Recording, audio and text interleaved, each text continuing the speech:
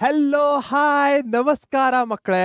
ನಾನು ನಿಮ್ಮ ಸೋಷಿಯಲ್ ಸೈನ್ಸ್ನ ಶಿಕ್ಷಕ Adarsh.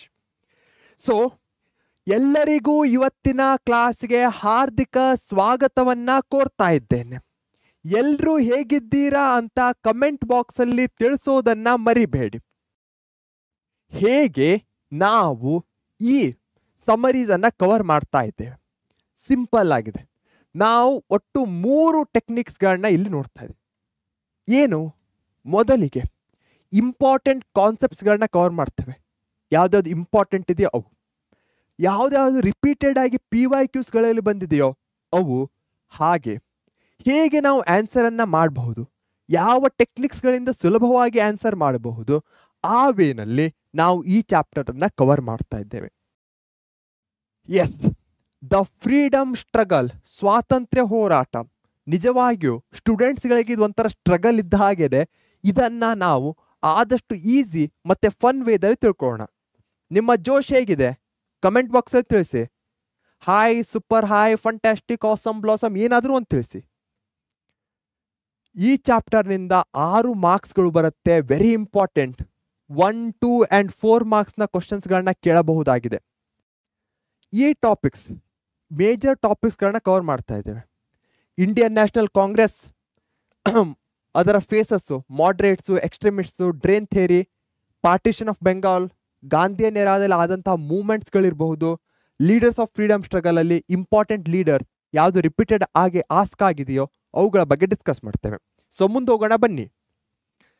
So Indian national Congress ಬರೋದಕ್ಕಿಂತ ಮೊದಲು ಬಹಳಷ್ಟು ಭಾರತದಲ್ಲಿ ಒಂದೊಂದು ಲೆವೆಲ್ಗೆ ರೀಸನ್ಸ್ಗಳಿಗೆ ಬಹಳಷ್ಟು ಆರ್ಗನೈಸೇಷನ್ಸ್ಗಳಿದ್ವು.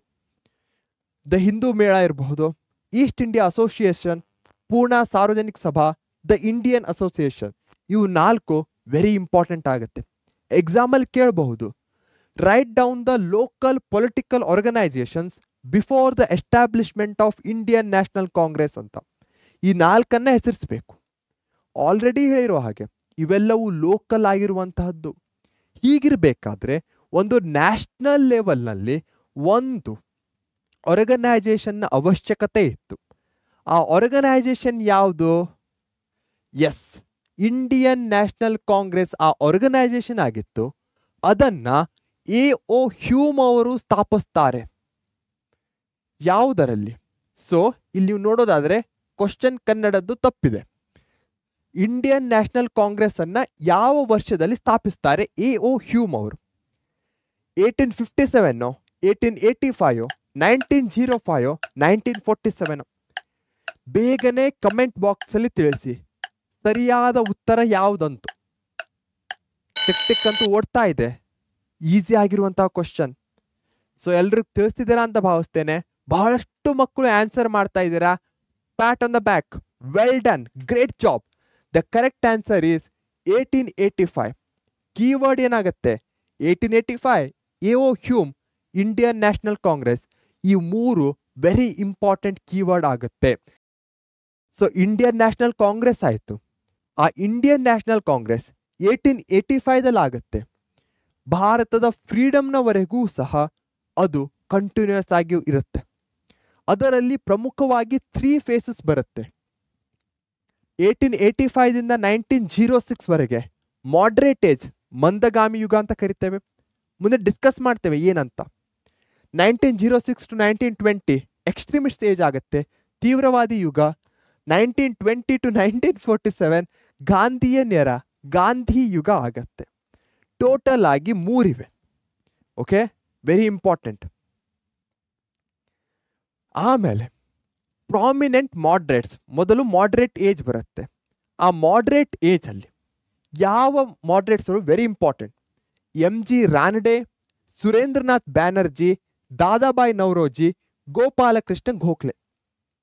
ಸೊ ಬಹಳಷ್ಟು ಮಕ್ಕಳು ನಾನು ಒನ್ ಶಾರ್ಟ್ ವಿಡಿಯೋದಲ್ಲಿ ಇವರಿಗೆ ಯಾವುದಾದರೂ ಎಕ್ರಾನಿಮ್ ಅಥವಾ ಶಾರ್ಟ್ ಫಾರ್ಮ್ ಕೊಡಿ ಅಂತ ಹೇಳಿದರೆ ಬಹಳಷ್ಟು ಮಕ್ಕಳು ಆನ್ಸರ್ ಮಾಡಿದೆ. ಸೊ ಈ ರೀತಿಯಾಗಿ ಬಹಳಷ್ಟು ಹೆಸರುಗಳಿದ್ದಾಗ ಆದಷ್ಟು ಶಾರ್ಟ್ ಫಾರ್ಮಲ್ಲಿ ನೆನ್ಪಿಟ್ಕೊಳ್ಳಿಕ್ಕೆ ಪ್ರಯತ್ನ ಪಡಿ. For example M.S.D. Okay, Mahendra Singh Dhoni. ಇಲ್ಲ, ಎಂ ಅಲ್ಲಿ M.G. ರಾಂಡೆ ಬರ್ತಾರೆ, ಎಸ್ ಅಲ್ಲಿ ಸುರೇಂದ್ರನಾಥ್ ಬ್ಯಾನರ್ಜಿ, ಡಿ ಅಲ್ಲಿ ದಾದಾಭಾಯಿ ನವರೋಜಿ, ಆಮೇಲೆ ಜಿ ಬರ್ತಾರೆ, ಗೋಪಾಲಕೃಷ್ಣ ಗೋಖಲೆ. ಈ ರೀತಿಯಾಗೂ ಸಹ ನೀವು ನೆನಪಲ್ಲಿ ಇಟ್ಕೊಳ್ಬಹುದು. ಆದಷ್ಟು ಮೆಮೊರೈಸೇಷನ್ಗೆ ಈ ನೆನಪುಗಳನ್ನ ಇಟ್ಕೊಳ್ಳೋದು ಕಷ್ಟ ಅನ್ಸ್ಬೋದು. ಗೋಪಾಲಕೃಷ್ಣ ಗೋಖಲೆ ಫೇಮಸ್ ಹೆಸರು, ನೆನಪಲ್ಲಿರ್ಬಹುದು. ಸೊ ಈ ರೀತಿಯಾಗಿ ಬಹಳಷ್ಟು ಹೆಸರು ಪ್ಲೇಸಸ್ಗಳಿದ್ದಾಗ ಶಾರ್ಟ್ ಫಾರ್ಮ್ ಅಲ್ಲಿ ನೆನಪಿಟ್ಕೊಳ್ಳುವಂತ ಪ್ರಯತ್ನವನ್ನ ಮಾಡಿ. Okay, yes. Next very very very very important question, exam ಅಲ್ಲಿ ಬಹಳಷ್ಟು ಬಾರಿ ಕೇಳಿದ್ದಾರೆ. Drain theory was explained by, ಸಂಪತ್ತಿನ ಸೋರುವಿಕೆ ಸಿದ್ಧಾಂತವನ್ನ ಯಾರಿಂದ ವಿವರಿಸಲಾಗಿದೆ? ದಾದಾಭಾಯಿ ನವರೋಜಿ ಅವರೋ, ಮಹಾತ್ಮ ಗಾಂಧಿಯವರೋ, ಎ.ಒ. ಹ್ಯೂಮ್ ಅವರೋ, ಬಾಲಗಂಗಾಧರ್ ತಿಲಕ್ ಅವರು? ಯಾರು ಮಾಡ್ತಾ ಇದ್ದಾರೆ ಆನ್ಸರು? ಕಾಯ್ತಾ ಇದ್ದೇನೆ ನಿಮ್ಮ ಕಮೆಂಟ್ಗೋಸ್ಕರ. Tick tick. ಓಕೆ, ಸರಿಯಾದ ಉತ್ತರ Dadabhai Naoroji. Very important. Drain theory, ಸಂಪತ್ತಿನ ಸೋರುವಿಕೆ ಸಿದ್ಧಾಂತ ಎಕ್ಸಾಮ್ ಪಾಯಿಂಟ್ ಆಫ್ ವ್ಯೂದಿಂದಲೂ ಸಹ ಇಂಪಾರ್ಟೆಂಟ್. ಹಾಗಾದ್ರೆ ಡ್ರೇನ್ ಥಿಯರಿ ಅಂದ್ರೆ ಏನು? ಸೊ ಡ್ರೇನ್ ಥಿಯರಿ, ನನ್ನ ಎನರ್ಜಿ ಡ್ರೇನ್ ಆಗ್ತಾ ಇದೆ ಅಂದ್ರೆ ಅರ್ಥ ಏನು? ಹೋಗ್ತಾ ಇದೆ ಎನರ್ಜಿ ಬೇರೆ ಕಡೆ. ಇಲ್ಲೂ ಸಹ ಏನ್ ಡ್ರೇನ್ ಆಗ್ತಾ ಇದೆ? ಭಾರತದ ವೆಲ್ತ್ ಡ್ರೇನ್ ಆಗ್ತಾ ಇದೆ. ಅದನ್ನೇ ಸಂಪತ್ತಿನ ಸೋರುವಿಕೆ ಸಿದ್ಧಾಂತ ಅಂತ ಕರಿತೇವೆ. ದಾದಾಬಾಯಿ ನವರೋಜಿ ಎಲ್ಲಿ ಡ್ರೇನ್ ಆಗ್ತಾ ಇದೆ? ಇಂಗ್ಲೆಂಡ್ಗೆ ಡ್ರೇನ್ ಆಗ್ತಾ ಇದೆ. ಸೊ ವೆಲ್ತ್ ಹೋಗ್ತಾ ಇದೆ, ಇಂಗ್ಲೆಂಡಿಗೆ ಹೋಗ್ತಾ ಇದೆ. ಎಲ್ಲಿಂದ ಹೋಗ್ತಾ ಇದೆ? ಇಂಡಿಯಾದಿಂದ ಇಂಗ್ಲೆಂಡ್ಗೆ ಹೋಗ್ತಾ ಇದೆ. ಹೇಗೆ ಹೋಗ್ತಾ ಇದೆ? Imports exports. ನಮ್ಮ ದೇಶದಿಂದ ಬೇರೆ ದೇಶಕ್ಕೆ ಹೋದ್ರೆ ಎಕ್ಸ್ಪೋರ್ಟ್ ಆಗುತ್ತೆ, ಬೇರೆ ದೇಶದಿಂದ ನಮ್ಮ ದೇಶಕ್ಕೆ ಬಂದ್ರೆ ಇಂಪೋರ್ಟ್ ಆಗುತ್ತೆ, ಆಮದು ರಫ್ತು. ಸೊ ನಮ್ಮ ಕಡೆಯಿಂದ ಅಲ್ಲಿಗೆ ಹೋಗ್ತಾ ಇಲ್ಲ, ಅಲ್ಲಿಂದ ಎಲ್ಲ ಇಲ್ಲಿ ಬರ್ತಾ ಇದೆ. So burden of paying wages, pension and administrative expenses of British officials. ಅಷ್ಟೇ ಅಲ್ಲದೆ ಭಾರತದಲ್ಲಿದ್ದವ್ರು ಏನ್ ಮಾಡಬೇಕಾಗಿತ್ತು? ಬ್ರಿಟಿಷ್ ಅಫಿಷಿಯಲ್ಸ್ ಪೇ ಮಾಡಬೇಕಾಗಿತ್ತು, ಸೈನಿಕರ ಖರ್ಚು ನೋಡ್ಕೊಳ್ಬೇಕಾಗಿತ್ತು.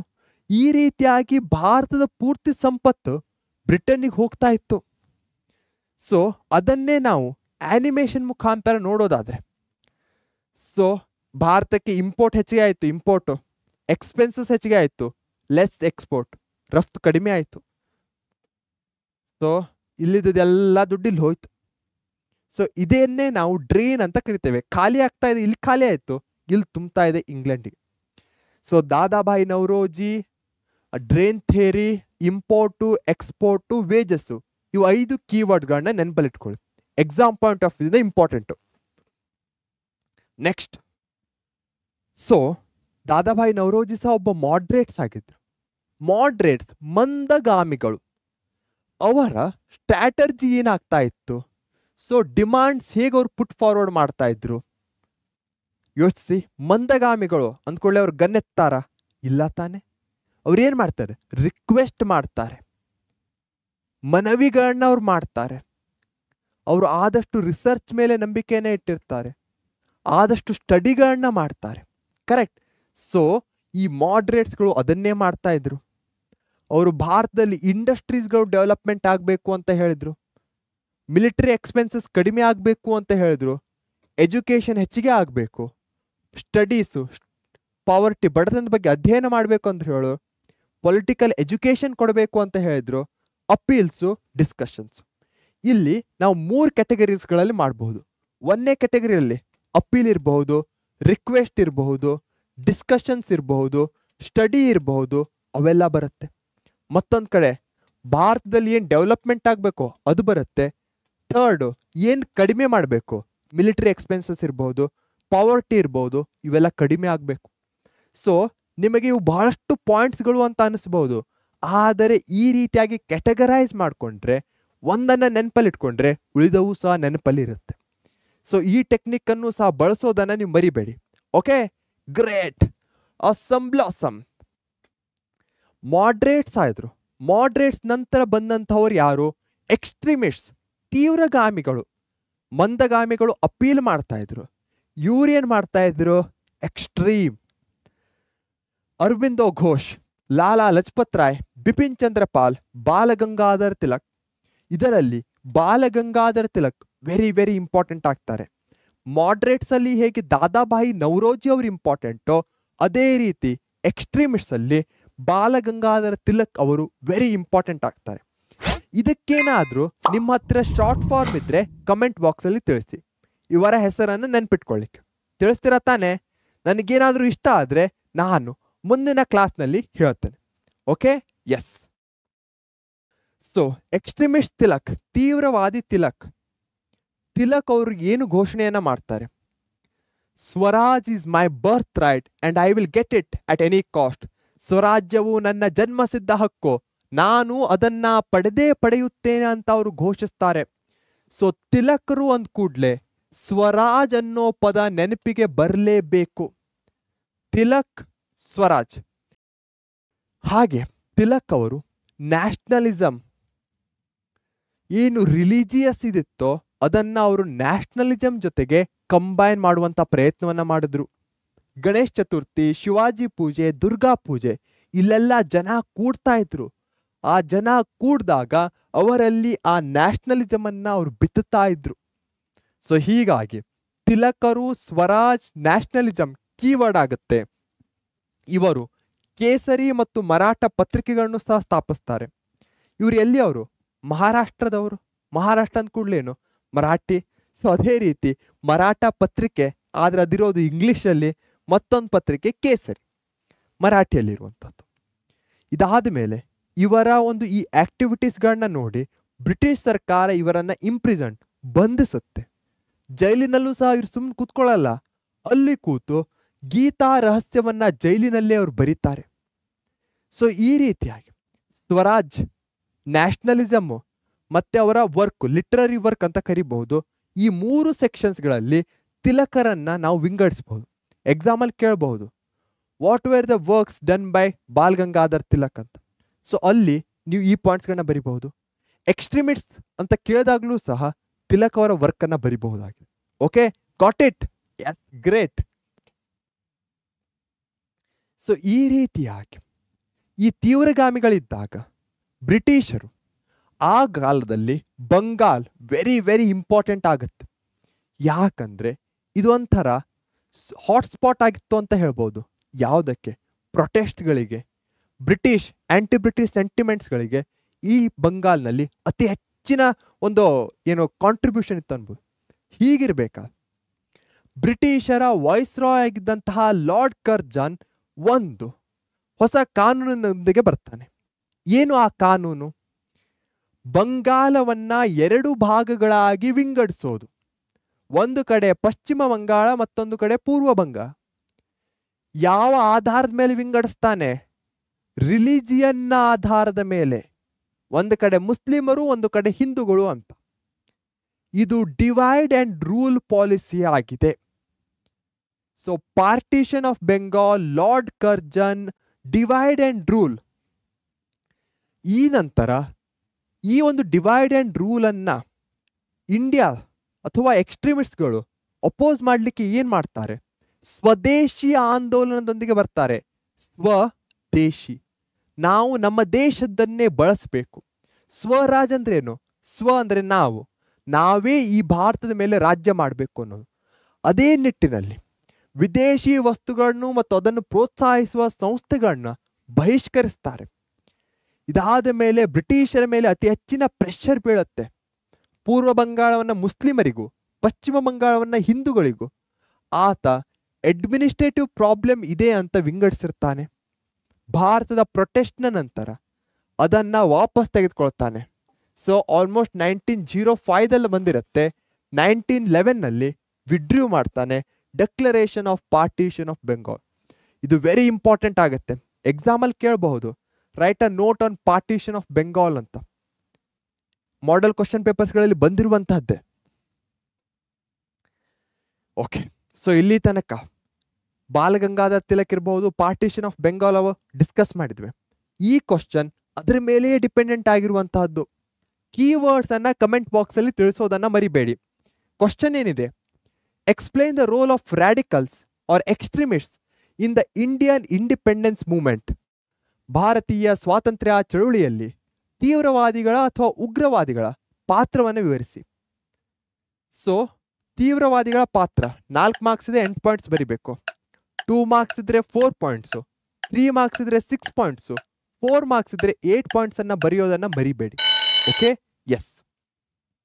ಇವರು ಮಾಡ್ರೇಟ್ಸ್ ಅನ್ನ ಪೊಲಿಟಿಕಲ್ ಬೆಗ್ಗರ್ಸ್ ಅಂತ ಕರೀತಾರೆ.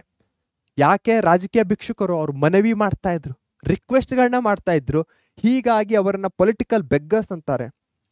ಬ್ರಿಟಿಷರನ್ನ ಇವರು ತೀವ್ರವಾಗಿ ವಿರೋಧಿಸ್ತಾರೆ. ಇವ್ರ ಕಡೆ ಮನವಿ ರಿಕ್ವೆಸ್ಟ್ ಏನೂ ಇಲ್ಲ, ಅಪೋಸ್. ಪಾರ್ಟಿಷನ್ ಆಫ್ ಬೆಂಗಾಲನ್ನ ಅಪೋಸ್ ಮಾಡ್ತಾರೆ. ಸ್ವದೇಶಿ ಚಳವಳಿ, ರಕ್ಷಾ ಬಂಧನ್ ಇರಬಹುದು, ಹಾಗೆ ಬೇರೆ ಬೇರೆ ಇವೆಂಟ್ಸ್ಗಳು ನ್ಯಾಷನಲಿಸಮ್ ಅನ್ನ ಮುಂದೆ ತರಲಿಕ್ಕೆ ಯಾವುದು ಆಲ್ರೆಡಿ ಡಿಸ್ಕಸ್ ಮಾಡಿದ್ದೇನೆ. ಶಿವಾಜಿ ಜಯಂತಿ, ದುರ್ಗಾ ಪೂಜೆ ಇರ್ಬೋದು, ಗಣೇಶ್ ಚತುರ್ಥಿ ಇರ್ಬೋದು, ಇವುಗಳನ್ನ ಬಳಸ್ಕೊಳ್ತಾರೆ. ಸ್ವದೇಶಿ ಚಳವಳಿ, ಬಾಯ್ಕಾಟ್ ಮಾಡಬೇಕು ಫಾರಿನ್ ಗೂಡ್ಸ್ ಅನ್ನ, ವಿದೇಶಿ ವಸ್ತುಗಳನ್ನ ಬಹಿಷ್ಕರಿಸೋದು. ಲೋಕಲ್ ಗೂಡ್ಸ್, ಸ್ಥಳೀಯ ವಸ್ತುಗಳನ್ನ ಬಳಸೋದು. ಹಾಗೆಯೇ complete freedom was the aim, ಸಂಪೂರ್ಣ ಸ್ವಾತಂತ್ರ್ಯವೇ ಇವರ ಗುರಿಯಾಗಿತ್ತು. ಸೊ ಇದು ನಿಮಗೆ ಅರ್ಥ ಆಗಿದೆ ಅನ್ಕೊಳ್ತೇನೆ. ಆಲ್ರೆಡಿ ಡಿಸ್ಕಸ್ ಮಾಡಿರುವಂತಹದ್ದೇ ಮೋಸ್ಟ್ ಆಫ್ ದ ಪಾಯಿಂಟ್ಸ್ಗಳು. ಓಕೆ, ನಿಮಗೆ ಅರ್ಥ ಆಗ್ತಾ ಇದ್ರೆ ವಿಡಿಯೋವನ್ನ ಲೈಕ್ ಮಾಡೋದನ್ನ ಮರಿಬೇಡಿ. ಅದರಿಂದ ನನಗೂ ಗೊತ್ತಾಗತ್ತೆ ನಿಮಗೆ ಇಷ್ಟ ಆಗ್ತಿದೆ ಅಂತ. ಸೊ ಇಲ್ಲಿ ತನಕ ಒಂದು ಹಂತ ಆಯ್ತು, ಮಾಡ್ರೇಟ್ಸು ಎಕ್ಸ್ಟ್ರೀಮಿಸ್ಟು. ನಂತರ ಯಾವುದು? ಗಾಂಧಿಯನ್ ಎರಾ ಬರುತ್ತೆ. ಈ ಗಾಂಧಿಯನ್ ಎರಾದಲ್ಲಿ ಪ್ರೊಟೆಸ್ಟ್ಗಳು ಆಗತ್ತೆ, ಅವುಗಳಲ್ಲಿ ಮೂಮೆಂಟ್ಸ್ಗಳು ಆಗತ್ತೆ. 5 ವೆರಿ ಇಂಪಾರ್ಟೆಂಟ್ ಆಗಿ ಆಗುವಂತಹದ್ದು: ಜಲಿಯನ್ ವಾಲಾಬಾಗ್ ಹತ್ಯಾಕಾಂಡ, ಖಿಲಾಫತ್ ಮೂವ್ಮೆಂಟ್, ನಾನ್ ಕೋಆಪರೇಷನ್ ಅಸಹಕಾರ ಚಳವಳಿ, ಸಿವಿಲ್ ಡಿಸೊಬಿಡಿಯನ್ಸ್ ಸವಿನಯ ಕಾನೂನು ಭಂಗ ಚಳವಳಿ, ಕ್ವಿಟ್ ಇಂಡಿಯಾ ಮೂವ್ಮೆಂಟ್. ಒಂದೊಂದಾಗಿ ಇವುಗಳನ್ನ ನಾವು ಡಿಸ್ಕಸ್ ಮಾಡೋಣ. Okay, yes. So Jallian Walabagh ಆಗ್ಲಿಕ್ಕೆ ಒಂದು ಕಾಸ್ ಇತ್ತು. ಯಾವುದು ಆ ಕಾಸು? ಒಂದು ಆಕ್ಟ್ ಬರುತ್ತೆ, ಅದು ಜಡ್ಜಸ್ಗೆ ಪೂರ್ತಿ ಪವರ್ ಅನ್ನ ಕೊಡುತ್ತೆ. Arrest and interrogate people based on ಮೇರ್ ಸಸ್ಪಿಷನ್. ನ್ಯಾಯಾಧೀಶರಿಗೆ ಕೇವಲ ಅನುಮಾನದ ಆಧಾರದ ಮೇಲೆ ಜನರನ್ನ ಬಂಧಿಸುವ ಮತ್ತು ವಿಚಾರಣೆ ಮಾಡುವ ಅಧಿಕಾರವನ್ನು ನೀಡುತ್ತೆ. ಯಾವುದು ಅದು? Government of India act? ಎಲ್ರೂ ಕಮೆಂಟ್ ಬಾಕ್ಸ್ ಅಲ್ಲಿ ತಿಳಿಸ್ಬೇಕು. ಭಾರತೀಯ ಮಂಡಳಿಗಳ ಕಾಯ್ದೆನೋ, ರೌಲಟ್ ಕಾಯ್ದೆನೋ, ಸೈಮನ್ ಆಯೋಗನೋ? ಬೇಗನೆ ತಿಳಿಸಿ ಕಮೆಂಟ್ ಬಾಕ್ಸ್ ಅಲ್ಲಿ. ನಿಮ್ಮ ಆನ್ಸರ್ ಅನ್ನ ತಿಳಿಲಿಕ್ಕೆ ನಾನು ಕಾಯ್ತಾ ಇದ್ದೇನೆ. C is the correct answer, Rowlatt act. So ಈ ರೌಲಟ್ ಆಕ್ಟ್ ನ ಅಪೋಸ್ ನಲ್ಲಿ ಜಲಿಯನ್ ವಾಲಾಬಾಗ್ದಲ್ಲಿ ಜನರು ಕೂಡಿರ್ತಾರೆ. ಅವರ ಮೇಲೆ ಜನರಲ್ ಡೈಯರ್ ಗುಂಡನ್ನ ಹಾರಿಸ್ತಾನೆ. ಅದೇ ಜಲಿಯನ್ ವಾಲಾಬಾಗ್ ಮ್ಯಾಸಕರ್ ಅಥವಾ ಹತ್ಯಾಕಾಂಡ ಆಗಿದೆ. So explain the Jallian Walabagh massacre. 4 points ಇದೆ, ಮಾರ್ಕ್ಸ್ ಇದೆ, 8 ಪಾಯಿಂಟ್ಸ್ ಅನ್ನ ಬರಿಬೇಕು. ಸೊ ರೌಲಟ್ ಆಕ್ಟ್ ನ ವಿರುದ್ಧ ಪ್ರತಿಭಟನೆ ಇರುತ್ತೆ. ಮಿಲಿಟರಿ ರೂಲ್ ಅನ್ನ ಇಂಪೋಸ್ ಮಾಡ್ತಾರೆ. ಯಾರು? ಬ್ರಿಟಿಷರು. ಎಲ್ಲ ಡೆಮಾನ್ಸ್ಟ್ರೇಷನ್ಸ್ಗಳನ್ನ ಬ್ಯಾನ್ ಮಾಡ್ತಾರೆ, ಪ್ರದರ್ಶನಗಳನ್ನ. ಆದರೆ ಜಲಿಯನ್ ವಾಲಾಬಾಗ್ದಲ್ಲಿ ಏನು ಪ್ರೊಟೆಸ್ಟರ್ಸ್ ಇರ್ತಾರೋ ಅವರಿಗೆ ಇದರ ಬಗ್ಗೆ ಗೊತ್ತಿರಲ್ಲ. ಹೀಗಿರ್ಬೇಕಾದ್ರೆ ಏನಾಗತ್ತೆ? ಅವರಿಗೆ ಆ ಬ್ಯಾನ್ ಗೊತ್ತಿರಲ್ಲ. 20,000ಕ್ಕಿಂತ ಹೆಚ್ಚಿನ ಜನರು ಸೇರಿರ್ತಾರೆ. ಅವರು ಶಾಂತಿಯುತವಾಗಿ ಡೆಮಾನ್ಸ್ಟ್ರೇಷನ್ ಮಾಡ್ತಾ ಇರ್ತಾರೆ. ಆಗ ಜನರಲ್ ಡಯರ್ ಏನೂ ವಾರ್ನಿಂಗ್ ಅನ್ನ ಕೊಡೋದಿಲ್ಲ, ಅವರ ಮೇಲೆ ಗುಂಡಿನ ಮಳೆಗರಿತಾನೆ. ಸುಮಾರು 379 ಜನ ಇದರಲ್ಲಿ ಸಾವನ್ನಪ್ಪುತ್ತಾರೆ, ಸಾವಿರಾರು ಜನ ಗಾಯಗೊಳ್ತಾರೆ. ಇದನ್ನೇ ಜಲಿಯನ್ ವಾಲಾಬಾಗ್ ಮೆಸಕೇರ್ ಅಂತ ಕರಿತೇವೆ. ಸೊ ರೌಲಟ್ ಆಕ್ಟ್ ಕಾಸ್ ಆಗುತ್ತೆ. ಅದಾದ್ಮೇಲೆ ಮಿಲಿಟರಿದು ಬರುತ್ತೆ, ಪ್ರೊಹಿಬಿಷನ್ ಬ್ಯಾನ್. ಆದರೆ ಅವ್ರಿಗೆ ಗೊತ್ತಿರಲ್ಲ, ಕೊನೆಯಲ್ಲಿ ಜನರಲ್ ಡಯರು. ಈ ರೀತಿಯಾಗಿ ಒಂಥರ ಸೀಕ್ವೆನ್ಸ್ ಆಫ್ ಇವೆಂಟ್ಸ್ ಇದೆ. ಸ್ಟೋರಿ ಫಾರ್ಮ್ಯಾಟ್ ಅಲ್ಲಿ ನೆನಪಲ್ಲಿ ಇಟ್ಕೊಳ್ಳಿ. Okay, yes. Very important question. The movement led by Ali brothers was. Ali ಸಹೋದರರು ಯಾವ ಚಳವಳಿಯನ್ನ ಆರಂಭಿಸಿದರು, ಮುನ್ನಡೆಸಿದರು? 4 ಆಪ್ಷನ್ ಇದೆ, ಕಮೆಂಟ್ ಬಾಕ್ಸ್ ಅಲ್ಲಿ ತಿಳಿಸೋದನ್ನ ಮರಿಬೇಡಿ. ನಾನ್ ಕೋಆಪರೇಷನ್ ಅಸಹಕಾರ ಚಳವಳಿನೋ, ಖಿಲಾಫತ್ತೋ, ಸಿವಿಲ್ ಡಿಸೊಬಿಡಿಯನ್ಸ್ ಸವಿನಯ ಅಸಹಕಾರನೋ, ಕ್ವಿಟ್ ಇಂಡಿಯಾ ಭಾರತ ಬಿಟ್ಟು ತೊಲಗಿ? ಯಾವುದು ಸರಿಯಾದ ಉತ್ತರ? ಅಲಿ ಬ್ರದರ್ಸ್ ಅಂತ ಇದೆ. ಯಾವ್ದಿರಬಹುದು? ಮಾಡಿದಿರಾ ಕಮೆಂಟ್ ಬಾಕ್ಸ್ ಅಲ್ಲಿ ಆನ್ಸರ್? ಮಾಡಿಲ್ವಾ? ಹಾಗಾದ್ರೆ ಈಗಲೇ ಮಾಡಿ. S, the correct answer is Khilafat movement. ಹೀಗಿರ್ಬೇಕಾದ್ರೆ ಈ 1923ಯಲ್ಲಿ ಸ್ವರಾಜ್ ಪಾರ್ಟಿ ಬರುತ್ತೆ. ಯಾಕೆ ಬರುತ್ತೆ? ಇದರ ಸ್ವಲ್ಪ ವರ್ಷ ಹಿಂದೆ ಬ್ರಿಟಿಷರು ಒಂದು ಲಾ ಅನ್ನ ತರ್ತಾರೆ.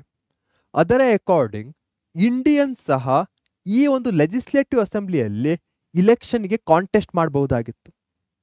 ಆಗ ಕಾಂಗ್ರೆಸ್ ಅದನ್ನು ವಿರೋಧಿಸುತ್ತೆ. ಅವರು ಇಲೆಕ್ಷನ್ ಅಲ್ಲಿ ಕಾಂಟೆಸ್ಟ್ ಮಾಡಲ್ಲ. ಹೀಗಿರಬೇಕಾದ್ರೆ ಮೋತಿಲಾಲ್ ನೆಹರು, ಜವಾಹರ್ಲಾಲ್ ನೆಹರು ಅವರ ತಂದೆ, ಮತ್ತು CR ದಾಸ್, ಇಲ್ಲಿ ನೀವು ಕಾಣಬಹುದು ಮೋತಿಲಾಲ್ ನೆಹರು, CR ದಾಸ್, ಇವರಿಬ್ಬರು ಸ್ವರಾಜ್ ಪಾರ್ಟಿಯನ್ನ ಸ್ಥಾಪಿಸ್ತಾರೆ ಮುಖ್ಯವಾಗಿ. ಅದಾದ ನಂತರ ಕಾಂಗ್ರೆಸ್ಗೂ ಸಹ ಅರ್ಥ ಆಗತ್ತೆ ಯಾಕೆ ಸ್ವರಾಜ್ ಪಾರ್ಟಿ ಇಂಪಾರ್ಟೆಂಟ್ ಅಂತ. ಯಾಕೆ? ಇವರ ಮೆಥಡು ಏನಿರತ್ತೆ, ಇಲೆಕ್ಷನ್ ಅಲ್ಲಿ ಪಾರ್ಟಿಸಿಪೇಟ್ ಮಾಡೋದು, ಗೆದ್ದು ಹೋಗೋದು, ಗೆದ್ದು ಹೋದ್ಮೇಲೆ ಬ್ರಿಟಿಷರ ಲಾಸ್ಗಳನ್ನೇ ಅಪೋಸ್ ಮಾಡೋದು ಇವರ ಸ್ಟ್ರಾಟಜಿ ಆಗಿರುತ್ತೆ. ಹೀಗಿರಬೇಕಾದರೆ ಗಾಂಧೀಜಿಯವರಿಗೂ ಸಹ ಅರ್ಥ ಆಗತ್ತೆ ಇವರ ಮೆಥಡ್ನಲ್ಲಿ ಒಂದು ವ್ಯಾಲ್ಯೂ ಇದೆ ಅಂತ. ಹೀಗಾಗಿ 1924ನಲ್ಲಿ ಬೆಳಗಾವಿ ಸಮ್ಮೇಳನದಲ್ಲಿ ಗಾಂಧೀಜಿಯವರು ಹೇಳ್ತಾರೆ ಈ ಪ್ಲಾನ್ ಅನ್ನ ಅಪ್ರೂವ್ ಮಾಡ್ತೇವೆ ಅಂತ. ಅದಾದ ಮೇಲೆ ಅದು ಕಾಂಗ್ರೆಸ್ನ ಪ್ಲಾನ್ ಸಹ ಆಗತ್ತೆ. ಕಲ್ಕತ್ತಾದಲ್ಲಿ ನಡೆದ ಕಾರ್ಪೊರೇಷನ್ ಚುನಾವಣೆಗಳಲ್ಲಿ ಸ್ವರಾಜ್ ಪಕ್ಷವು ಬಹುಮತವನ್ನು ಸಹ ಗಳಿಸುತ್ತೆ 1924ದಲ್ಲಿ. Simple sequence of events. ಫಸ್ಟಿಗೆ ಕಾನೂನು ಬರುತ್ತೆ ಬ್ರಿಟಿಷರ್ದು, ಇಂಡಿಯನ್ಸ್ ಪಾರ್ಟಿಸಿಪೇಟ್ ಮಾಡಬಹುದು ಇಲೆಕ್ಷನ್ ಅಲ್ಲಿ ಅಂತ. ಅದಾದ ನಂತರ ಏನಾಗುತ್ತೆ, ಸ್ವರಾಜ್ ಪಾರ್ಟಿ ಬರುತ್ತೆ. ಕಾಂಗ್ರೆಸ್ ಇನಿಷಿಯಲಿ ಅವ್ರ ಕಡೆ ಇರಲ್ಲ. 1924 ಬೆಳಗಾವಿ ಅಧಿವೇಶನ, ಕಾಂಗ್ರೆಸ್ ಒಪ್ಪಿಗೆ ಕೊಡುತ್ತೆ. ಅದಾದ್ಮೇಲೆ ಅದು ಸಹ ಅವರ ಸ್ಟ್ರಾಟಜಿ ಆಗುತ್ತೆ. ಸಿಂಪಲ್, ಅರ್ಥ ಆಯ್ತು ತಾನೆ? ಗ್ರೇಟ್. ನೆಕ್ಸ್ಟ್ ಜಲಿಯನ್ ವಾಲಾಬಾಗ್ ಆಯ್ತು. ಅದರ ನೆಕ್ಸ್ಟ್ ಬರುವಂತಹ ಒಂದು ವೆರಿ ಇಂಪಾರ್ಟೆಂಟ್ ಮೂವ್ಮೆಂಟ್ ಅಂದ್ರೆ ನಾನ್ cooperation movement in the Indian freedom struggle. ಹೆಸರಲ್ಲೇ ಇದೆ ನಾವು ಕೋಆಪರೇಷನ್ ಮಾಡಲ್ಲ ಅಂತ. ಯಾರಿಗೆ ಅವರು ಕೋಆಪರೇಷನ್ ಮಾಡ್ತಾ ಇಲ್ಲ? ಬ್ರಿಟಿಷರಿಗೆ ಕೋಆಪರೇಷನ್ ಮಾಡ್ತಾ ಇಲ್ಲ. ಯಾಕೆ ಅವರು ಮಾಡ್ತಾ ಇಲ್ಲ, ಹಾಗೆ ಹೇಗೆ ಮಾಡ್ತಾ ಇಲ್ಲ? ಸೊ ನೆನಪು ಮಾಡ್ಕೊಳ್ಳಿ ಏನಾಗುತ್ತೆ ಅಂತ. ಸೊ ಗಾಂಧೀಜಿ ಅವರು ನಾನ್ ಕೋಆಪರೇಷನ್ ಮೂವ್ಮೆಂಟ್ ಅನ್ನ ಸ್ಥಾಪಿಸ್ತಾರೆ.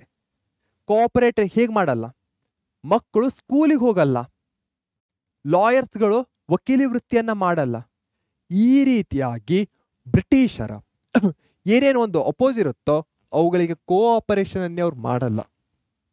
1920 ಆಗತ್ತೆ, ವಿದ್ಯಾರ್ಥಿಗಳು ಶಾಲಾ ಕಾಲೇಜುಗಳಿಗೆ ಗೈರು ಹಾಜರು, ಲಾಯರ್ಸ್ ಕೋರ್ಟಿಗೆ ಹೋಗಲ್ಲ. ಮೋತಿಲಾಲ್ ನೆಹರು, CR ದಾಸ್ ಇಂಪಾರ್ಟೆಂಟ್ ಆಗಿರ್ತಾರೆ. ತಮ್ಮ ಕರಿಯರ್ ಅನ್ನೇ ಅವರು ಸ್ಯಾಕ್ರಿಫೈಸ್ ಮಾಡ್ತಾರೆ ಇದಕ್ಕೋಸ್ಕರ. Dignitaries return the awards given by the British. ಬ್ರಿಟಿಷರು ಅವರಿಗೆ ಕೊಟ್ಟಂತ ಅವಾರ್ಡ್ಸ್ಗಳನ್ನ ಬಹಳಷ್ಟು ಗಣ್ಯರು ವಾಪಸ್ ಕೊಡ್ತಾರೆ. ಅದೇ ರೀತಿಯಾಗಿ ಬ್ರಿಟಿಷರ ಪ್ರಿನ್ಸ್ ಭಾರತಕ್ಕೆ ಬರೋದನ್ನು ಸಹ ಅಪೋಸ್ ಮಾಡ್ತಾರೆ. ಪೊಲೀಸ್ ಫೋರ್ಸ್ ಅನ್ನು ಯೂಸ್ ಮಾಡುತ್ತೆ ಚೌರಿ ಚೌರಾದಲ್ಲಿ. ಇದು very very very important. Chauri Chaura incident ಅಂತ ಕರಿತೇವೆ, ಉತ್ತರ ಪ್ರದೇಶದಲ್ಲಿರುವಂತಹದ್ದು. ಮೊದಲಿಗೆ ಪೊಲೀಸರು ಯಾರು ಪ್ರತಿಭಟನೆ ಮಾಡ್ತಾ ಇರ್ತಾರೋ ಅವರನ್ನ ಬಹಳಷ್ಟು ಕ್ರೂರವಾಗಿ ಬಲ ಪ್ರಯೋಗವನ್ನು ಮಾಡ್ತಾರೆ. ಇದರಿಂದ ಪ್ರೊಟೆಸ್ಟರ್ಸ್ ಸಿಟ್ಟಿಗೇಳ್ತಾರೆ. ಆ ಪೂರ್ತಿ ಪೊಲೀಸ್ ಸ್ಟೇಷನ್ಗೆ ಬೆಂಕಿಯನ್ನ ಹಾಕ್ತಾರೆ. ಅದೆಷ್ಟೋ ಪೊಲೀಸ್ ಆಫೀಸರ್ಸ್ಗಳು ಸಜೀವ ದಹನ ಆಗ್ತಾರೆ. ಅದಾದ ನಂತರ ಗಾಂಧೀಜಿಯವರ ಮನನೊಂದು ಈ ನಾನ್ ಕೋಆಪರೇಷನ್ ಮೂವ್ಮೆಂಟ್ ಅನ್ನ ಹಿಂತೆಗೆದುಕೊಳ್ತಾರೆ. ಸೊ ಇಲ್ಲೂ ಸಹ ನೀವು ನೋಡಬಹುದು ಕೀವರ್ಡ್ ಏನು, ಕೋಆಪರೇಟ್ ಮಾಡಲ್ಲ. ಯಾರ ಜೊತೆ ಮಾಡಲ್ಲ? ಬ್ರಿಟಿಷರ ಜೊತೆ ಮಾಡಲ್ಲ. ಹೇಗ್ ಮಾಡಲ್ಲ, ಅದಾದ್ಮೇಲೆ ಹೇಗೆ ಎಂಡ್ ಆಯ್ತು, ಇದು ವೆರಿ ಇಂಪಾರ್ಟೆಂಟ್ ಆಗತ್ತೆ ನಾನ್ ಕೋಆಪರೇಷನ್ ಮೂವ್ಮೆಂಟ್ ನಲ್ಲಿ. ತಿಳಿದು ತಾನೆ? Yes. So Jallian Wala Bagh, non cooperation movement. Next ಬರುವಂತಹದ್ದು ಸಿವಿಲ್ ಡಿಸ್ಒಬಿಡಿಯನ್ಸ್ ಮೂವ್ಮೆಂಟ್, ಸವಿನಯ ಕಾನೂನು ಭಂಗ ಚಳುವಳಿ. ಇಲ್ಲಿ ಗಾಂಧೀಜಿಯವರು ವಾಯ್ಸ್ರಾಯ್ ಇರ್ವಿನ್ ಮುಂದೆ 11 ಬೇಡಿಕೆಗಳನ್ನ, ಡಿಮಾಂಡ್ಸ್ಗಳನ್ನ ಇಡ್ತಾರೆ. ಆ 11 ಬೇಡಿಕೆಗಳಲ್ಲಿ ಒಂದು ವೆರಿ ಇಂಪಾರ್ಟೆಂಟ್ ಏನಾಗಿರುತ್ತೆ ಅಂದ್ರೆ ಸಾಲ್ಟ್ ಅಥವಾ ಉಪ್ಪಿನ ಮೇಲೆ ಏನು ಟ್ಯಾಕ್ಸ್ ಅನ್ನ ಹಾಕಿರ್ತಾರೋ ಅದನ್ನ ಹಿಂಪಡಿಬೇಕು ಅಂತ. ಸೊ ಇದು ವೆರಿ ಇಂಪಾರ್ಟೆಂಟ್ ಆಗುತ್ತೆ. ಈ ಡಿಮಾಂಡ್ಸ್ಗಳನ್ನ ವಾಯ್ಸ್ರಾಯ್ ಇರ್ವಿನ್ ಒಪ್ಪೋದಿಲ್ಲ. ಯಾವಾಗ ಆತ ಒಪ್ಪೋದಿಲ್ಲವೋ ಆಗ ಗಾಂಧೀಜಿಯವರು 1930ರಲ್ಲಿ ಸಾಬರ್ಮತಿ ಆಶ್ರಮದಿಂದ ದಂಡಿಯವರೆಗೆ ದಂಡಿ ಸತ್ಯಾಗ್ರಹವನ್ನ ಮಾಡ್ತಾರೆ. ನಡ್ಕೊಂಡು ಹೋಗಿ ಅಲ್ಲಿ ಉಪ್ಪನ್ನ ತಯಾರಿಸ್ತೇನೆ ಅಂತ. ಅದನ್ನೇ ನಾವು ದಂಡಿ ಮಾರ್ಚ್ ಅಂತ ಕರಿತೇವೆ. ಅದಾದ ಮೇಲೆ ಈ ಒಂದು ಸಿವಿಲ್ ಡಿಸೊಬಿಡಿಯನ್ಸ್ ಮೂವ್ಮೆಂಟ್ನಲ್ಲಿ ಪಾರ್ಟಿಸಿಪೇಟ್ ಮಾಡಿದ್ದಂಥ ವಿಜಯಲಕ್ಷ್ಮಿ ಪಂಡಿತ್, ಕಮಲಾ ನೆಹರು, ಪಟೇಲ್, ರಾಜ್ಗೋಪಾಲ್ಚಾರಿ, ಪ್ರಸಾದ್ ಇವರನ್ನೆಲ್ಲರನ್ನು ಬಂಧಿಸಲಾಗತ್ತೆ. ಸೊ ಇಲ್ಲಿ ತನಕ ಏನು ಅರ್ಥ ಆಗ್ತಾ ಇದೆ? 11 ಬೇಡಿಕೆಗಳಿದ್ವು, ಬ್ರಿಟಿಷರು ಒಪ್ಪೋದಿಲ್ಲ, ಗಾಂಧೀಜಿಯವರು ಸತ್ಯಾಗ್ರಹಕ್ಕೆ ಹೋಗ್ತಾರೆ, ಅದಾದ್ಮೇಲೆ ಬಹಳಷ್ಟು ಏನು ಪ್ರಾಮಿನೆಂಟ್ ಲೀಡರ್ಸ್ಗಳನ್ನ ಅರೆಸ್ಟ್ ಮಾಡ್ತಾರೆ. ದಂಡಿ ಮಾರ್ಚ್ ವೆರಿ ಇಂಪಾರ್ಟೆಂಟ್ ಆಗತ್ತೆ. ಇದಾದ ನಂತರ second round table conference exam point of ವ್ಯೂದಿಂದ ವೆರಿ ಇಂಪಾರ್ಟೆಂಟ್. ಈ ಸೆಕೆಂಡ್ ರೌಂಡ್ ಟೇಬಲ್ ಕಾನ್ಫರೆನ್ಸ್ ಅಂದ ಕೂಡಲೇ ಸೆಕೆಂಡ್ ಇದೆ, ಇಲ್ಲಿ 2 ಪರ್ಸನ್ಸ್ಗಳು ವೆರಿ ಇಂಪಾರ್ಟೆಂಟ್ ಆಗ್ತಾರೆ. ಒಂದ್ ಕಡೆ ಗಾಂಧೀಜಿಯವರು, ಮತ್ತೊಂದು ಕಡೆ ಡಾಕ್ಟರ್ BR ಅಂಬೇಡ್ಕರ್ ಅವರು. ಇವರ ಪಾಯಿಂಟ್ ಆಫ್ ವ್ಯೂದಲ್ಲಿ ಒಂದು ಡಿಫ್ರೆನ್ಸ್ ಬರುತ್ತೆ. ಏನದು? ಅಂಬೇಡ್ಕರ್ ಹೇಳ್ತಾರೆ ಅಸ್ಪೃಶ್ಯರಿಗೆ ಪ್ರತ್ಯೇಕ ಮತಕ್ಷೇತ್ರದ ಪ್ರಸ್ತಾಪವನ್ನು ಇಡ್ತಾರೆ. ಅಂದರೆ ಆ ಒಂದು ಪ್ರದೇಶದಲ್ಲಿರುವಂತಹ ಅಸ್ಪೃಶ್ಯರು ಮಾತ್ರ ವೋಟ್ ಮಾಡಿ ಇಲೆಕ್ಟ್ ಮಾಡಬೇಕು ಅಂತ. ಅದಕ್ಕೆ ಗಾಂಧೀಜಿಯವರು ಒಪ್ಪೋದಿಲ್ಲ. ಆ ರೀತಿ ಆಗಲ್ಲ ಅಂತ ಗಾಂಧೀಜಿಯವರು ಹೇಳ್ತಾರೆ. ಹೀಗಾಗಿ ಸೆಕೆಂಡ್ ರೌಂಡ್ ಟೇಬಲ್ನಲ್ಲಿ ಗಾಂಧೀಜಿ ಮತ್ತೆ ಅಂಬೇಡ್ಕರ್ ನಡುವೆ ಒಪ್ಪಂದ ಬರಲ್ಲ. ಅದಕ್ಕೆ ಯಾವುದೇ ಕನ್ಕ್ಲೂಷನ್ಸ್ ಆಗಲ್ಲ. ಸೊ ನಿಮಗೆ ಇದು ಅರ್ಥ ಆಗಿದೆ ಅನ್ಕೊಳ್ತೇನೆ. ಏನೇ ಡೌಟ್ಸ್ ಇದ್ರೂ ಕಮೆಂಟ್ ಬಾಕ್ಸ್ ಅಲ್ಲಿ ತಿಳಿಸೋದನ್ನ ಮರಿಬೇಡಿ. ಜೋಶ್ ಹೇಗಿದೆ ಅಂತ ತಿಳಿಸಿ. ಓಕೆ, ನನ್ನ ಜೋಶ್ ಸಿಕ್ಕಾಪಟ್ಟೆ ಆಸಮ್, ಗ್ರೇಟ್. ಇದರಲ್ಲಿ ಕೊನೆಯದಾಗಿ ಬರುವಂತಹದ್ದು ಕ್ವಿಟ್ ಇಂಡಿಯಾ ಮೂವ್ಮೆಂಟ್. ಬ್ರಿಟಿಷರೇ ಭಾರತ ಬಿಟ್ಟು ತೊಲಗಿ, ಇದು ಇಲ್ಲಿ ಕಾಣಬಹುದಾಗಿದೆ. ಗಾಂಧೀಜಿಯವರು ಡೂ ಆರ್ ಡೈ ಅಂತಾರೆ, ಮಾಡು ಇಲ್ಲವೇ ಮಡಿ ಅನ್ನೋ ಕರೆಯನ್ನು ಸಹ ಕೊಡ್ತಾರೆ. 8 ಆಗಸ್ಟ್ 1942ದಲ್ಲಿ ಕ್ವಿಟ್ ಇಂಡಿಯಾ ಮೂವ್ಮೆಂಟ್ ಸ್ಟಾರ್ಟ್ ಆಗುತ್ತೆ. ಇಲ್ಲಿ ಬಹಳಷ್ಟು ಜನರನ್ನ ಬಂಧಿಸ್ತಾರೆ ಬ್ರಿಟಿಷರು. ಹೀಗಾಗಿ ಒಬ್ಬ ಪ್ರಾಪರ್ ಲೀಡರ್ ಇರಲ್ಲ.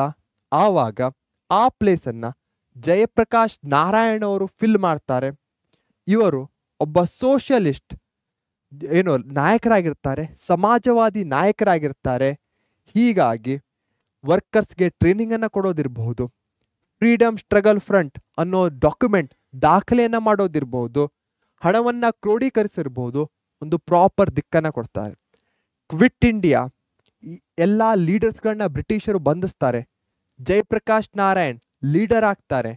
ಅವರು ಆ ಮೂವ್ಮೆಂಟ್ಗೆ ಒಂದು ಡೈರೆಕ್ಷನ್ ಕೊಡ್ತಾರೆ, ಹಣವನ್ನ ಸಂಗ್ರಹಿಸ್ತಾರೆ, ಎಲ್ಲ ಕರೆಕ್ಟ್ ಆಗಿರೋ ಹಾಗೆ ನೋಡ್ಕೊಳ್ತಾರೆ. ಓಕೆ, ಇದು ಅರ್ಥ ಆಗ್ತಾ ಇದೆ ಅನ್ಕೊಳ್ತೇನೆ. ಇದಾದ ನಂತರ ಕೇವಲ ಭಾರತದಲ್ಲಷ್ಟೇ ಮಾಡಿದ್ರೆ ಆಗಲ್ಲ, ಭಾರತದ ಹೊರಗಿಂದ ಯಾರ್ಯಾರು ಭಾರತೀಯರಿದ್ದಾರೆ ಅವರ ಸಪೋರ್ಟ್ ಅನ್ನು ತಗೊಳ್ಬೇಕು. ಬ್ರಿಟಿಷರು ಯಾರೋ ವೈರಿಗಳಿದ್ದಾರೋ ಅವರ ಸಪೋರ್ಟ್ ಅನ್ನು ತಗೊಳ್ಬೇಕು ಅಂತ ಸುಭಾಷ್ ಚಂದ್ರ ಬೋಸ್ ಅವರು ಭಾರತದ ಗಡಿಯ ಹೊರಗಿಂದಲೂ ಸಹ ಹೋರಾಟವನ್ನ ಮಾಡ್ತಾರೆ. 1937 ಇಲೆಕ್ಷನ್ ವೆರಿ ವೆರಿ ಇಂಪಾರ್ಟೆಂಟ್ ಆಗುತ್ತೆ. ಇಲ್ಲಿಂದಲೇ ಭಾರತದ ಪಾರ್ಟಿಷನ್ ಒಂಥರ ಸ್ಟಾರ್ಟ್ ಆಯಿತು ಅಂತ ಹೇಳ್ಬೋದು.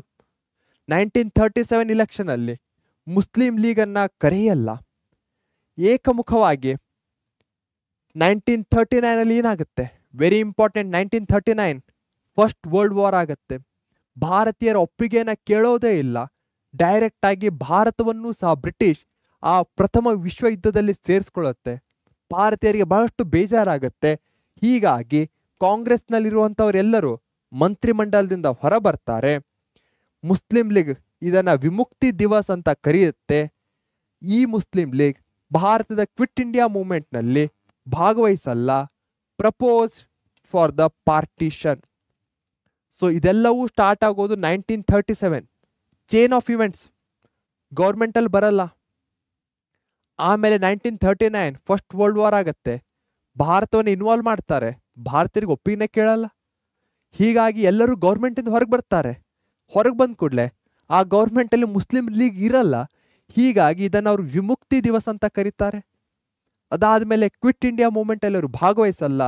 ಅವರು ಪ್ರಪೋಸ್ ಮಾಡ್ತಾರೆ ಪಾರ್ಟಿಷನ್, ಇಂಡಿಯಾ ಮತ್ತು ಪಾಕಿಸ್ತಾನ ಆಗಬೇಕು ಅನ್ನೋದು ಇಲ್ಲೇ ಪ್ರಪೋಸ್ ಆಗತ್ತೆ. Okay, S. ಹೀಗಿರ್ಬೇಕಾದ್ರೆ ಇಲ್ಲಿ ತನಕ ನಾವು ಫ್ರೀಡಮ್ ಸ್ಟ್ರಗಲ್ ಹೇಗಾಯಿತು ಅಂತ ನೋಡಿದ್ವಿ. ಗಾಂಧೀಜಿ ಅವ್ರ ಬಗ್ಗೆ ತಿಳ್ಕೊಂಡ್ವಿ, very important leader. Dadabhai Naoroji ಅವ್ರ ಬಗ್ಗೆ ತಿಳ್ಕೊಂಡ್ವಿ, ತಿಲಕ್ ಅವರ ಜೊತೆ ತಿಳ್ಕೊಂಡ್ವಿ. ಅದರ ಜೊತೆ ಈ 4 ಲೀಡರ್ಸ್ಗಳು ಸಹ ಇಂಪಾರ್ಟೆಂಟ್ ಆಗ್ತಾರೆ. BR ಅಂಬೇಡ್ಕರ್, ನೆಹರು, ಬೋಸ್, ಜಿನ್ನಾ. ಅವರಲ್ಲಿ ಸುಭಾಷ್ ಚಂದ್ರ ಬೋಸ್ ಮತ್ತೆ Jawaharlal Nehru very very important ಆಗ್ತಾರೆ. ಇವರ ಬಗ್ಗೆ ಎಕ್ಸಾಮ್ ಅಲ್ಲಿ ಬಹಳಷ್ಟು ಬಾರಿ ರಿಪೀಟೆಡ್ ಆಗಿ ಕ್ವಶನ್ಸ್ಗಳನ್ನು ಸಹ ಕೇಳಿದ್ದಾರೆ. ಸೊ ಬನ್ನಿ ನೋಡೋಣ. What is the role of Subhash Chandra Bose in the freedom struggle? Subhash Chandra Bose ಅಂದ ಕೂಡಲೇ ಏನ್ ನೆನಪಿಗೆ ಬರುತ್ತೆ? ಸುಭಾಷ್ ಚಂದ್ರ ಬೋಸ್ ಅಂದ ಕೂಡಲೇ ನಮ್ಮ ಮನಸ್ಸಲ್ಲಿ ಏನ್ ಬರಬೇಕು? ಇಂಡಿಯಾದ ಹೊರಗಿಂದ ಅವರು ಯುದ್ಧವನ್ನ ಮಾಡ್ತಾರೆ ಅನ್ನೋದು. ಸೊ ಇಂಡಿಯಾದ ಹೊರಗಿಂದ ಅವರು ಭಾರತಕ್ಕೆ ಫೋರ್ಸಸ್ಗಳನ್ನ ತೆಗೆದುಕೊಂಡು ಬರ್ತಾರೆ. ಇನಿಷಿಯಲಿ ಕಾಂಗ್ರೆಸ್ ಅಲ್ಲೂ ಸಹ ಇರ್ತಾರೆ ಅವರು. ಅದಾದ್ಮೇಲೆ ಕಾಂಗ್ರೆಸ್ ಇಂದ ಹೊರಗೆ ಹೋಗ್ತಾರೆ. ಇಂಡಿಯನ್ ನ್ಯಾಷನಲ್ INA ನೆನಪಿಗೆ ಬರ್ತಾ ಇದೆಯಾ? ವೆರಿ ಇಂಪಾರ್ಟೆಂಟ್ ಆಗುತ್ತೆ. ಸೊ ಈ ಎಲ್ಲ INA, ಮಂಜುನಾಥ್ ಅವ್ರು ಹೇಳ್ತಾ ಇದ್ದಾರೆ ಕೀವರ್ಡ್ ಅಂತ, ವೆರಿ ಇಂಪಾರ್ಟೆಂಟ್ ಆಗುತ್ತೆ INA.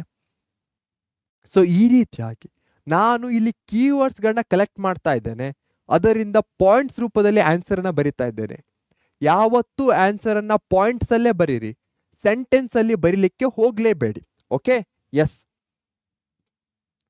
ಸೊ ಇನಿಷಿಯಲಿ ಅವರು ಸಿವಿಲ್ ಸರ್ವಿಸ್ ಅಲ್ಲಿ ಇದು ಮಾಡಿರ್ತಾರೆ, ಆದ್ರೆ ಅದವರು ರೆಫ್ಯೂಸ್ ಮಾಡ್ತಾರೆ ಪೋಸ್ಟಿಂಗ್ ಅನ್ನ.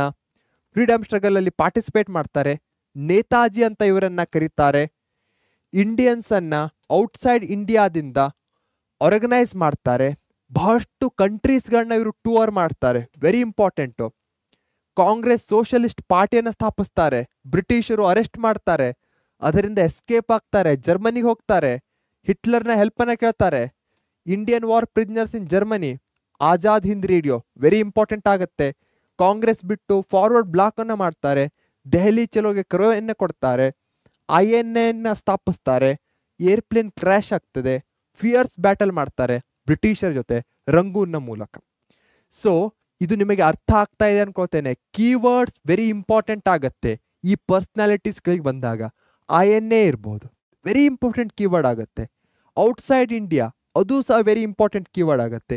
ಫಾರ್ವರ್ಡ್ ಬ್ಲಾಕ್, ಸೋಷಲಿಸ್ಟ್ ಪಾರ್ಟಿ, ಈ ಕೀವರ್ಡ್ಸ್ಗಳನ್ನ ಆದಷ್ಟು ನೆನಪಲ್ಲಿ ಇಟ್ಕೊಳ್ಳಿ. ಸೊ ಇದು ನಿಮಗೆ ಅರ್ಥ ಆಗಿದೆ ಅನ್ಕೊಳ್ತೇನೆ. ನೆಕ್ಸ್ಟ್ ಜವಾಹರ್ಲಾಲ್ ನೆಹರು, ಅವರೂ ಸಹ ಅಷ್ಟೇ ಇಂಪಾರ್ಟೆಂಟ್ ಆಗಿರುವಂತಹವರು. ಜವಾಹರ್ಲಾಲ್ ನೆಹರು ಫ್ರೀಡಮ್ ಸ್ಟ್ರಗಲ್ ಅಲ್ಲಿ very important player. Home rule ಚಳವಳಿಯಲ್ಲಿ ಭಾಗವಹಿಸ್ತಾರೆ. ಅಸಹಕಾರ ಚಳವಳಿಯಲ್ಲಿ ಪ್ರಮುಖ ಪಾತ್ರ ವಹಿಸಿರ್ತಾರೆ. ಆಮೇಲೆ ನಿರಾಶೆ ಆಗತ್ತೆ. ಯಾಕೆ? ಆಲ್ರೆಡಿ ಡಿಸ್ಕಸ್ ಮಾಡಿದ್ದೇನೆ. ಚೌರಿ ಚೌರ, ಗಾಂಧೀಜಿ ಹಿಂತೆಗೆದುಕೊಳ್ತಾರೆ. ಸೊ ಅದಕ್ಕೋಸ್ಕರ ಅವ್ರಿಗೆ ನಿರಾಶೆ ಆಗುತ್ತೆ. Lahore convention 1929 historical convention. ಯಾಕೆ? ಅಲ್ಲೇ ಪೂರ್ಣ ಸ್ವರಾಜ್ಯದ ಬೇಡಿಕೆ ನೀಡಲಾಗುತ್ತೆ. ಅಂದರೆ ಪೂರ್ತಿ independence, full independence. Congress socialist party ಎಲ್ಲಿ ಕೇಳಿದ್ರ ಮತ್ತೆ ಹೆಸರು? ಸುಭಾಷ್ ಚಂದ್ರ ಬೋಸ್. ಎಸ್, ಅವರಿಬ್ಬರೂ ಕೂಡಿ ಈ ಪಾರ್ಟಿಯನ್ನು ಸ್ಥಾಪಿಸ್ತಾರೆ. ಸಾಮ್ರಾಜ್ಯಶಾಹಿ ಯುದ್ಧದಿಂದ ದೂರ ಅಂದ್ರೆ ಏನು?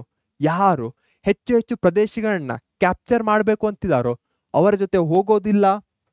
ನಾನ್ ಅಲೈನ್ಡ್ ಮೂವ್ಮೆಂಟ್, ಅಲಿಪ್ತ ನೀತಿ, ಸಿಂಪಲ್. ನಾನ್ ಅಲೈನ್ಡ್, ಯಾರ ಕಡೆಗೂ ಹೋಗೋದಿಲ್ಲ, ನ್ಯೂಟ್ರಲ್. ಒಂದು ಕಡೆ USA ಅಮೆರಿಕಾ ಇತ್ತು, ಮತ್ತೊಂದು ಕಡೆ USSR ಸೋವಿಯತ್ ರಷ್ಯಾ ಇತ್ತು. ಇವೆರಡು ಕೋಲ್ಡ್ ವಾರ್ನಲ್ಲಿದ್ವು. ಆಗ ಭಾರತ ಹೇಳುತ್ತೆ, ನಾನು ಇಲ್ಲೂ ಹೋಗಲ್ಲ ಇಲ್ಲೂ ಹೋಗಲ್ಲ, ನಾನು ಇಲ್ಲೇ ನ್ಯೂಟ್ರಲ್ ಆಗಿರ್ತೇನೆ ಅಂತ ಹೇಳುತ್ತೆ. ಅದೇ ಅಲಿಪ್ತ ನೀತಿ ಆಗತ್ತೆ. ಫಾರಿನ್ ಪಾಲಿಸಿಯಲ್ಲಿ ಇವರದ್ದು ಒಂದು ದೊಡ್ಡ ಕಾಂಟ್ರಿಬ್ಯೂಷನ್ ಇದೆ. ಯಾಕಂದ್ರೆ ಇವರೇ ಭಾರತದ ಪ್ರಥಮ ಪ್ರೈಮ್ ಮಿನಿಸ್ಟರೂ ಹೌದು, ಫಾರಿನ್ ಮಿನಿಸ್ಟರೂ ಹೌದು. 5-year ಪ್ಲಾನ್ಸ್ ಅನ್ನ ತೆಗೆದುಕೊಂಡು ಬರ್ತಾರೆ. ಯಾವುದರಿಂದ ಇನ್ಸ್ಪೈರ್ ಆಗಿರ್ತಾರೆ? 1929 Soviet Russia. Yes. Architect of industrialisation modern India. ಅದೇ ನಂತರ ಇಂಡಿಪೆಂಡೆನ್ಸ್ ಆದ್ಮೇಲೆ ಒಂದು ದೊಡ್ಡ ಟಾಸ್ಕ್ ಇರುತ್ತೆ. ಏನು? ಎಲ್ಲಾ ಪ್ರೊವಿನ್ಸಸ್ಗಳನ್ನ ಭಾರತದಲ್ಲಿ ಕೂಡಿಸ್ಕೊಳ್ಳೋದು. Iron man of India Sardar Vallabhbhai Patel very important part ಅನ್ನ ಪ್ಲೇ ಮಾಡ್ತಾರೆ. ಎಲ್ಲ ಸ್ಟೇಟ್ಸ್ಗಳನ್ನ ರೀಆರ್ಗನೈಸ್ ಮಾಡೋದು ಲ್ಯಾಂಗ್ವೇಜ್ ಬೇಸಿಸ್ ಮೇಲೆ. ಇವರ ಎಕನಾಮಿಕ್ ಸಿಸ್ಟಮ್ ಅಲ್ಲಿ ಕ್ಯಾಪಿಟಲಿಸಮ್ ಇರುತ್ತೆ, ಸೋಷಿಯಲಿಸಮ್ ಇರುತ್ತೆ, ಬಂಡವಾಳ ಮತ್ತು ಸಮಾಜವಾದಿ ತತ್ವ. ಅಂದ್ರೆ ಬಡವರಿಗೂ ಹೆಲ್ಪ್ಫುಲ್ ಆಗಬೇಕು, ಶ್ರೀಮಂತರಿಗೂ ಹೆಲ್ಪ್ಫುಲ್ ಆಗಬೇಕು. ಅದನ್ನೇ ಮಿಕ್ಸ್ಡ್ ಅಂತ ಕರಿತಾ ಇದ್ದೇವೆ. ಪಂಚಶೀಲ್ ಪ್ರಿನ್ಸಿಪಲ್ಸ್ ಯಾರ ಜೊತೆ ಮಾಡ್ತಾರೆ? ಚೀನಾದ ಜೊತೆ ಮಾಡ್ತಾರೆ. ಹೀಗೆ ಕೊನೆಯದಾಗಿ 1964ರಲ್ಲಿ ಇವರು ನಿಧನವನ್ನು ಹೊಂದ್ತಾರೆ. ಸೊ ಇಲ್ಲಿ ತನಕ ಜವಾಹರ್ಲಾಲ್ ನೆಹರು ಅಂದ ಕೂಡಲೇ freedom struggle, home rule movement, prime minister ಆಗ್ತಾರೆ. ಪ್ರೈಮ್ ಮಿನಿಸ್ಟರ್ ಆದಮೇಲೆ ಅವರ ಫಿಲಾಸಫಿ ಏನಿರುತ್ತೆ? ಸೋಷಿಯಲಿಸ್ಟೋ ಕ್ಯಾಪಿಟಲಿಸಮ್ ಮಿಕ್ಸ್ ಇರುವಂತಹದ್ದು, ಯುದ್ಧಗಳಿಂದ ದೂರ ಇರುವಂತಹದ್ದು. Awesome blossom. ಯಾಕಂದ್ರೆ ನಾವು ಸೆಕೆಂಡ್ ಚಾಪ್ಟರ್ ಅನ್ನ ಮುಗಿಸಿದ್ದೇವೆ, ದ ಫ್ರೀಡಮ್ ಸ್ಟ್ರಗಲ್ ಅನ್ನ ಮುಗಿಸಿದ್ದೇವೆ. ಅದೇ ರೀತಿಯಾಗಿ ಉಳಿದಿರುವಂತಹ ದಿನವನ್ನ ಸಿಕ್ಕಾಪಟ್ಟೆ ಎಂಜಾಯ್ ಮಾಡಿ. ಯಾಕಂದ್ರೆ ಜೀವನದಲ್ಲಿ ಕಷ್ಟ ಸುಖ ಎಲ್ಲ ಇರೋದೆ, ಆದಷ್ಟು ದಿನ ಖುಷಿಯಾಗಿರೋಣ. ಇದೇ ನೋಟ್ನಲ್ಲಿ ಬಾಯ್ ಅಂತ ಹೇಳೋ ಸಮಯ. ಥ್ಯಾಂಕ್ ಯು, ಗುಡ್ ನೈಟ್, ಶುಭ ರಾತ್ರಿ.